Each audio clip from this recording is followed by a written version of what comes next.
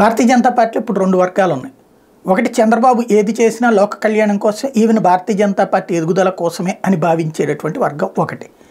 రెండవది చంద్రబాబు మనల్ని తొక్కేస్తున్నాడు, నొక్కేస్తున్నాడు, అయినా అధినాయకత్వం ఎందుకు ఇలా వ్యవహరిస్తుందని ఆలోచిస్తున్న వర్గం రెండవది. ఈ రెండవ వర్గం మాత్రం ప్రస్తుతం చంద్రబాబు తాజా ఎత్తుగడ చూసి ఉలిక్కిపడింది, ఆగ్రహిస్తోంది.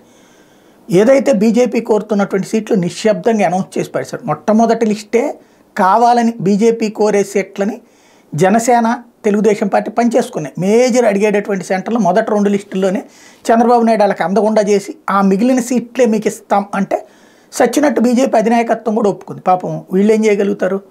ఒక విజయవాడ సెంట్రల్ కావాలి బీజేపీకి, ఒక రాజమండ్రి కావాలి, అర్బన్ కావాలి బీజేపీకి, ఒక విశాఖపట్నం కావాలి బీజేపీకి.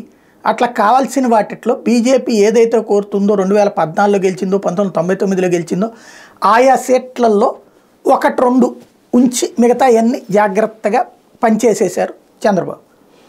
అయినా సరే అధినాయకత్వం పొత్తు పెట్టుకున్నప్పుడు పాపం ఈ నాయకులు ఏం చేయగలుగుతారు?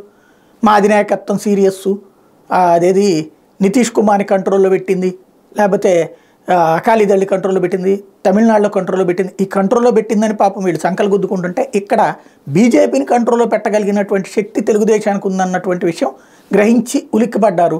దాని నుంచి రక్షించగలిగిన వాళ్ళు ఎవరన్నా ఉంటారా అంటే లేరన్నటువంటి తేలింది. ఇప్పుడు తాజా వ్యవహారం ఏం జరిగింది భారతీయ జనతా పార్టీలో? భారతీయ జనతా పార్టీ కోరుకునే హిందూపురం సీటు అనౌన్స్ చేశారు డీకే పార్థసారథికి.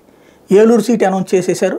రాయలసీమ నుంచి పుట్టా యాదవ్ని తీసుకొచ్చి అక్కడ పెట్టారు. ఈవెన్ లోకల్ యాదవ్ కూడా దెబ్బతిన్నాడు అక్కడ. అట్లాగే విశాఖపట్నం సీటు అనౌన్స్ చేసేసారు. ఈ 3 పార్లమెంట్ సీట్లు ఎవరు అడుగుతున్నారు? బీజేపీ అడుగుతుంది. శ్రీకాకుళం బీజేపీకి అని చెప్పి అది ఇచ్చేశారు. దాని బదులు అక్కడ ఇచ్చార్ల బీజేపీకి ఇస్తామని చెప్తున్నారు.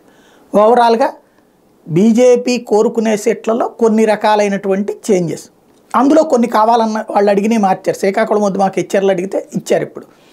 అట్లాగే ఇప్పుడు ధర్మవరం బదులుగా ఇంకో సీట్ ఏదో అడుగుతున్నారు వాళ్ళు. ఇది అనంతపురం అర్బన్ కానీ లేకపోతే కనుక అక్కడ కదిరి కానీ అడుగుతున్నటువంటి పరిస్థితి. మరి అక్కడ ఒక ఇది ఉంది, ఇస్తారా లేదా అన్నది చూడాలి. అదేది ఇప్పుడు జరుగుతున్నటువంటి చర్చలు.